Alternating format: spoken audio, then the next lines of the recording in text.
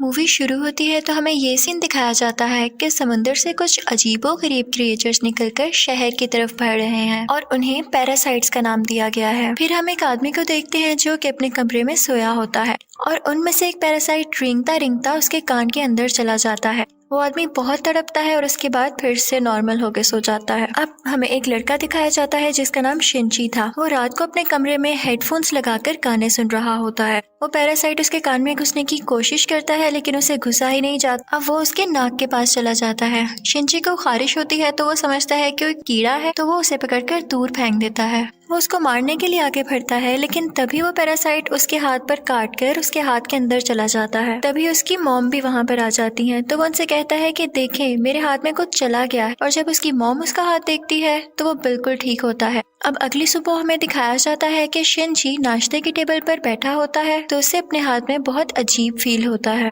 और फिर दूसरी तरफ हमें वो आदमी दिखाया जाता है जिसके कान में स्टार्टिंग में एक पैरासाइट चला गया था। वो अपनी बीवी के सामने आकर खड़ा होता है और अपना मुंह खोल लेता है। उसका मुंह बहुत ही खौफनाक और बहुत ही बड़ा था और वो अपनी बीवी का सर अपने मुंह में लेकर अपना खौफनाक मुंह बंद कर लेता है और ये सब उसी पैरासाइट की वजह से हो रहा था। फिर हमें शिंची दिखाया जाता है जो कि स्कूल जाते हुए रास्ते में अपनी दोस्त से मिलता है। वो भी उसमें काफी अजीब हरकतें नोट करती है और जब वो स्कूल पहुंच जाता है तब भी उसके साथ बहुत कुछ अजीब हो रहा था, जैसे उसके राइट हैंड में काफी पावर आ गई हो। वो घर आता है और अपना हाथ काटने की कोशिश करता है लेकिन उसका हाथ मूव करने लगता है और उसे रोकता है और फिर हम देखते हैं कि उसका हाथ एक क्रिएचर में बदल गया है और वो शिंची से बातें भी कर रहा था। फिर हम देखते हैं कि वो शिंची की बुक्स भी पढ़ा करता था और उसका लैपटॉप भी यूज किया करता था क्योंकि वो इंसानों के रहने के तरीके जानना चाहता था। जब इसने शिंची की बॉडी में घुसने की कोशिश की थी तो शिंची ने इसे आगे जाने से रोक लिया था, इसलिए अब ये सिर्फ राइट हैंड में ही था और उसी हाथ को कंट्रोल कर रहा था। ये अपना नाम मिकी बताता है और कहता है कि तुम मुझे कभी मत काट क्योंकि मैं तुम्हें कुछ नहीं कहूंगा, तुम मेरे होस्ट जो हो।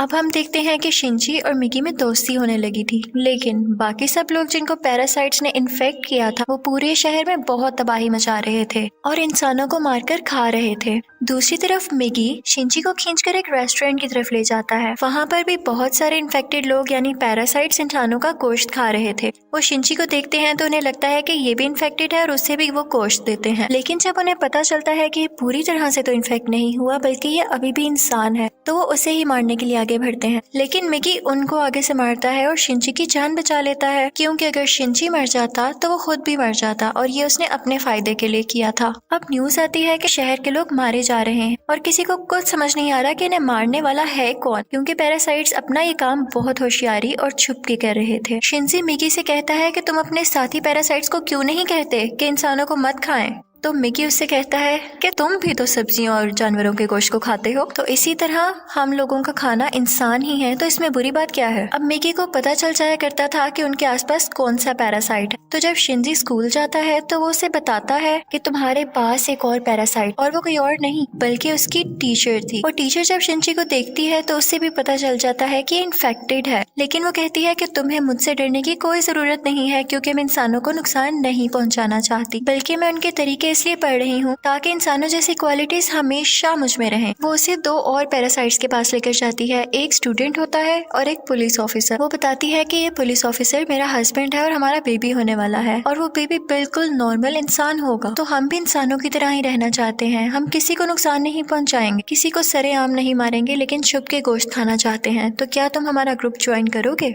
लेकिन मिगी इस बात को नहीं मानता। अब अगले दिन वही पुलिस ऑफिसर उन लोगों के पास आता है तो मिगी शिंची को बताता है कि ये हमें मारने आया है क्योंकि इसे पता चल चुका है कि उस दिन रेस्टोरेंट में हमने एक पैरासाइट को मारा और इसी के साथ वो पुलिस ऑफिसर इन पर अटैक कर देता है। अब मिगी और शिंची भी बहुत लड़ते हैं और इसको फाइनली मार देते हैं। जब शिंची घर आता है तो उसे बहुत बुरा लग रहा कि उसने एक मर्डर कर दिया, लेकिन दूसरी तरफ हम देखते हैं कि पुलिस ऑफिसर की बॉडी से वो पैरासाइट निकलकर किसी और की बॉडी में चला जाता है और ये कोई और नहीं बल्कि शिंची की माँ थी और वो शिंची को मारने के लिए उसकी तरफ बढ़ रही थी। मिगी शिंची को बताता है कि तुम्हें मारना चाहती है, तो शिंची उसे कहता है कि खबरदार तुमने मेरी माँ को कुछ कहा, क्योंकि वो अपनी माँ से बहुत मोहब्बत करता था और वो नहीं चाहता था कि उसकी माँ मरे। लेकिन देखते ही देखते उसकी माँ का सर भी बाकी पैरासाइट्स की तरह खुलने लगता है और वो शिनची पर अटैक कर देती है। उसका बहुत खून जाया होता है और वो मरने के करीब होता है। लेकिन अगली सुबह हम देखते हैं कि वो दोबारा से उठ खड़ा हुआ है। तो मिगी उसे बताता है कि तुम बहुत जख्मी हो गए थे, लेकिन मैंने अपने सेल से तुम्हारे जख्म को ठीक कर दिया। लेकिन यहाँ बुरी बात ये थी कि अब शिनची की बॉडी में मिगी के सेल्स चले गए थे और अब वो पूरी तरह इन्फेक्ट हो रहा था। अब शिनची अपनी माँ को ढूंढने लगता है, लेकिन वो कहीं पर नहीं मिलती। तो वो टीचर के पास जाता है और पुलिस ऑफिसर के बारे में पूछता है, लेकिन वो टीचर भी उसे कुछ नहीं बताती। मिगी उसे बताता है कि अब दिन में मुझे भी 4 घंटे सोने की जरूरत पड़ेगी और उस वक्त मैं तुम्हें बचा नहीं सकूंगा, तुम्हें अकेले ही लड़ना होगा। लेकिन क्योंकि मिगी के सेल्स भी अब उसकी बॉडी में थे तो उसके अंदर मिगी की क्वालिटीज भी आने लगी। खैर, फिर हम देखते हैं कि वही स्टूडेंट जो टीचर ने दिखाया था, जो कि अब पैरासाइट बन चुका था, वो भी शिनची के स्कूल में ही एडमिशन ले लेता है। वो शिनची का दोस्त बनने का ड्रामा करता है, लेकिन आहिस्ता आहिस्ता सबको पता चल जाता है कि वो पैरासाइट है और फिर वो स्टूडेंट इन सब को मार देता है। इसके बाद वो शिनची की दोस्त को भी मारने भरता है, लेकिन शिनची अपनी दोस्त को उठाकर बिल्डिंग से जंप लगा देता है। अब वो टीचर वहाँ पर आती है और वो चाहती थी कि स्टूडेंट मर जाए, क्योंकि इसकी वजह से उसका राज भी खुल सकता था। वो वहाँ पर ब्लास्ट करती है, लेकिन उसे कुछ नहीं होता और फिर पुलिस वहाँ पर आ जाती है, लेकिन वो पुलिस को भी मार देता है। अब मिगी शिनची को बताता है कि वो बिल्डिंग की छत पर है और शिनची दूसरी बिल्डिंग की छत पर जाकर उसे एरो से मार देता है। और उसके बाद वो टीचर के पास जाता है और उस पुलिस ऑफिसर का एड्रेस पूछता है, जो कि पैरासाइट था, और टीचर अब उसे एड्रेस दे देती है। उस पुलिस ऑफिसर का पैरासाइट अब भी उसकी माँ के अंदर था। लेकिन यहाँ पर मिगी के सोने का टाइम हो जाता है, तो इसका मतलब ये था कि शिनची को यहाँ पर अकेले ही लड़ना था। उस पैरासाइट को खत्म करने के लिए जैसे तैसे करके वो उसकी गर्दन काट देता है, जिसके बाद उसकी माँ और वो पुलिस ऑफिसर दोनों मारे जाते हैं। फिर हम देखते हैं कि शिनची अपनी दोस्त से हॉस्पिटल मिलने जाता है।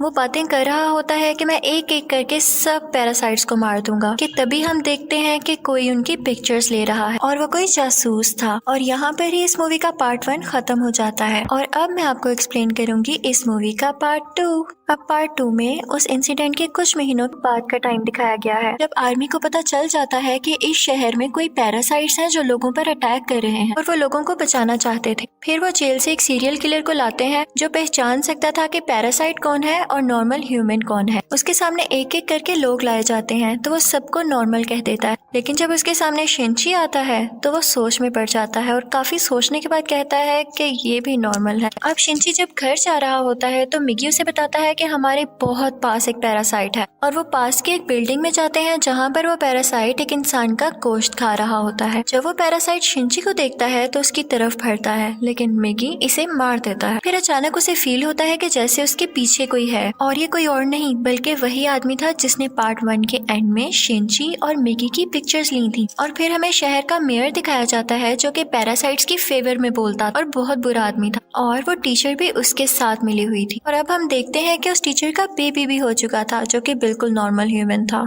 वो मेयर जान गया था कि शिनची पैरासाइट्स को मार रहा है, तो वो भी उसे मारना चाहता था, लेकिन टीचर उसे मना कर देती है। वो कहती है कि मिगी और शिनची आपस में जुड़े हुए हैं, तो मैं देखना चाहती हूँ ये कैसे एक साथ रहते हैं, और अगर तुम शिनची को मारोगे तो हमारा पैरासाइट मिगी भी मर जाएगा। और इसीलिए उसी ने शिनची के पीछे वो जासूस भेजा था ताकि उस पर नजर रख सके। शिनची एक दिन चल रहा होता है कि उसे फिर से फील होता है कि उसके पीछे कोई है। वो जासूस उसकी सारी बात सुनता है और उसे कहता है कि तुम्हें अपने बारे में पुलिस को बता देना चाहिए। तो शिनची उससे कहता है कि नहीं, पुलिस में भी बहुत सारे पैरासाइट्स भरे पड़े हैं। उसे यहाँ पता चल जाता है कि इस जासूस को टीचर ने उसके पीछे लगाया है। तो वो टीचर के पास जाता है और कहता है ये तुम सब क्या कर रहे हो, ये करना बंद क्यों नहीं कर देते हो। तो टीचर उससे कहती है तो तुम हमारे साथी पैरासाइट्स को क्यों मार रहे हो, वो सिर्फ अभी इंसानों को खाना सीख रहे हैं और कुछ देर बाद वो उनको मारना भी बंद कर देंगे।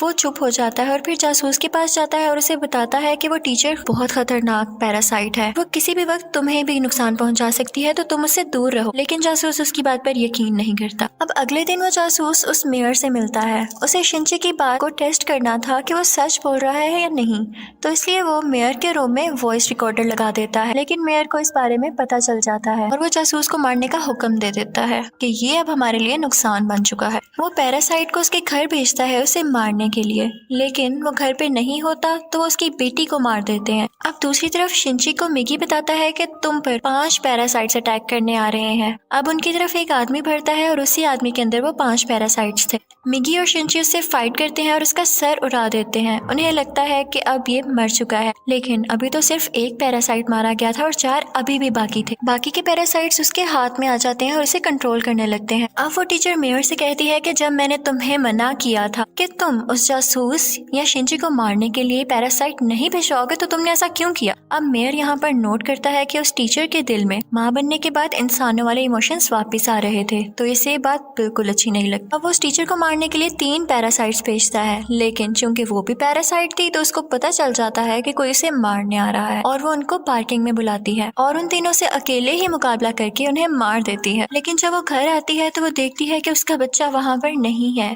और उसे एक नोट मिलता है जिस पर लिखा होता है कि तुम्हारा बच्चा मेरे पास है और ब्रिज पर मुझसे मिलने आओ। इनफैक्ट वो नोट उस जासूस का था। वो अपनी मरी हुई बेटी का बदला लेना चाहता था टीचर के इस बेबी को मारकर। वो टीचर घबराते हुए शिंची को भी अपने साथ वहाँ लेकर जाती है, तो शिंची उस जासूस को बताता है कि तुम्हें इसे मारकर कुछ नहीं मिलेगा क्योंकि ये बेबी एक नॉर्मल इंसान है। इसी दौरान आर्मी भी वहाँ पर आ जाती है और उन्हें पता चल जाता है कि मेयर ने अपनी बिल्डिंग के अंदर बहुत सारे पैरासाइट छुपाए हुए हैं। अब वो बिल्डिंग से एक एक करके लोगों को निकाल रहे थे और उनमें से जो पैरासाइट था वो उसको शूट करते जा रहे थे। सीरियल किलर भी वहीं पर था और फिर हम मेयर को स्पीच करता हुआ देखते हैं जो बता रहा होता है कि असली मॉन्स्टर्स तो इंसान है जो कि पैरासाइट्स को बिला वजह मार रहे हैं। तो वहाँ पर बैठे हुए आर्मी के सब लोग उसे शूट कर देते हैं जिससे उसकी डेथ हो जाती है। तभी वो सीरियल किलर चिल्लाने लगता है कि ये इंसान था, ये तो बस पैरासाइट्स का साथ दे रहा था। लेकिन जब वो पीछे मुड़ के देखते हैं तो वही आदमी उनके पीछे खड़ा होता है जिसके अंदर 5 पैरासाइट्स थे। सब उसे शूट करते हैं लेकिन उसे कुछ नहीं होता। फिर हम देखते हैं कि जासूस उस बच्चे को फेंकने ही वाला होता है। टीचर जब ये देखती है तो अपने बच्चे को बचाने के लिए उसे मजबूरी में पैरासाइट बनना पड़ता है। वो अपना एक हाथ निकालकर जासूस की चेस्ट में घुसा देती है जिसकी वजह से सबको पता चल जाता है कि वो एक पैरासाइट है। पुलिस उस पर मुसलसल शूट करने लगती है और वो जान गई थी कि अब उसकी जान नहीं बच सकती, तो वो अपना बेबी शिंची को पकड़ाने आती है। जैसे ही वो बेबी शिंची को पकड़ाती है बहुत ज्यादा गोलियां लगने की वजह से उसकी फौरन डेथ हो जाती है।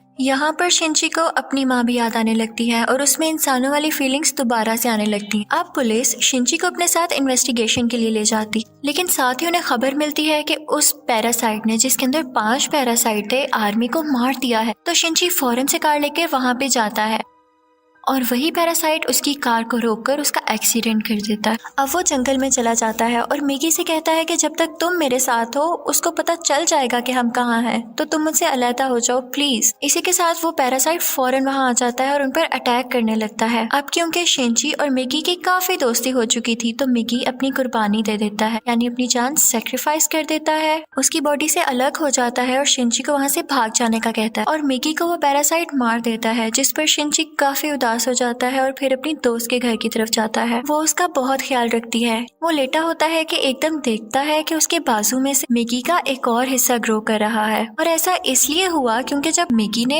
अपने बॉडी सेल्स से के उसकी बॉडी को ठीक किया था तो मिगी के सेल्स भी तो उसकी बॉडी में आ गए थे, इसलिए वो चाहता तो दोबारा ग्रो कर सकता था। शिंची को फील हो गया था कि अब ये दोबारा आ रहा है तो उस पैरासाइट को दोबारा से पता चल जाएगा कि मैं कहाँ हूँ, तो वो अपनी दोस्त की जान बचाने के लिए उसको बाय कहकर वहाँ से चला जाता है। लेकिन जैसे वो बाहर जाता है तो वो पैरासाइट उसे पकड़ लेता है, लेकिन एक फैक्ट्री में पहुंचकर शिंची एक केमिकल रोड उसकी बॉडी में घुसा देता है, लेकिन उसे कुछ नहीं होता। तो वो कहता है कि तुम मुझे क्या समझ रहे हो, मैं तो तुम्हें मारकर बाकी इंसानों को भी मार दूंगा और फिर मैं और बाकी पैरासाइट्स इस दुनिया पर रूल करेंगे। वो उसे मारने ही वाला होता है कि मिगी फौरन से उसकी बॉडी में दोबारा ग्रो कर जाता है और उस पैरासाइट पर अटैक कर देता है। इसी के साथ उसकी बॉडी में कुछ होने लगता है और वो तड़पने लगता है। तो मिगी शिंची को बताता है कि जिस रोड से तुमने इसको मारा उस पर बहुत केमिकल्स लगे हुए थे और अब पैरासाइट्स इसकी बॉडी में नहीं रहना चाहते और एक एक करके सब पैरासाइट्स उसकी बॉडी छोड़ देते हैं और अब सिर्फ उसकी बॉडी का ढांचा बाकी रह गया। तो शिंची वो उठाकर नीचे आग में फेंक देता है जिससे फाइनली उसकी डेथ हो जाती है। अब हमें काफी दिन बाद का टाइम दिखाया जाता है जब सब कुछ नॉर्मल हो चुका है। तो मिगी शिंची से कह रहा होता है कि अब जैसा कि इस दुनिया में कोई भी पैरासाइट नहीं रहा तो हमें भी साथ नहीं रहना चाहिए, मैं तुमसे अलग हो जाऊंगा। लेकिन शिंची उसे मना कर देता है तो मिगी खुद ही अपने आप को खत्म कर लेता है और शिंची का हाथ वापस से अपनी फॉर्म में आ जाता है, जिस पर वो काफी उदास हो जाता है और मिगी को मिस करने लगता है। अब हम देखते हैं कि काफी टाइम गुजर गया है और शिंची और उसके दोस्त अच्छी जिंदगी गुजार रहे थे और वो उस टीचर के बेबी से भी मिलने जाया करते थे कि अचानक हम देखते हैं कि वो सीरियल किलर वापस आ गया था और वो शिंची के दोस्त को किडनैप कर लेता है वो उसके कान में कहता है कि असली मॉन्स्टर इंसान है, लेकिन शिनची की दोस्त उसे कहती है कि असली मॉन्स्टर तो तुम हो, तुम लोगों को मारते हो। तो इस बात पर वो सीरियल किलर उसको बिल्डिंग से नीचे धक्का दे देता है, लेकिन शिनची फौरन से जाता है और अपना हाथ लंबा करके उसे बचा लेता है। और यहाँ पर उसे फील होता है कि उसकी मदद यहाँ पर मिगी ने की है। और यहाँ पर मूवी फाइनली खत्म हो जाती है, यानी पार्ट 2 भी। Thank you for watching.